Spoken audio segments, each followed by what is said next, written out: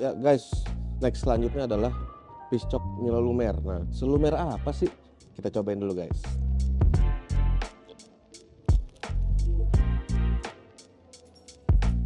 Emang bener lumer guys, tapi lumernya di dalam mulut. Begitu gigitan sekali, set, coklatnya semua lumer gitu. Dan pas, enak kok, cocok buat kita ngopi-ngopi sore ya kan. Apalagi di sini kondisinya hujan nih guys, makin enak banget. Ini gue suka juga nih. Ini yang gue tunggu-tunggu tadi guys.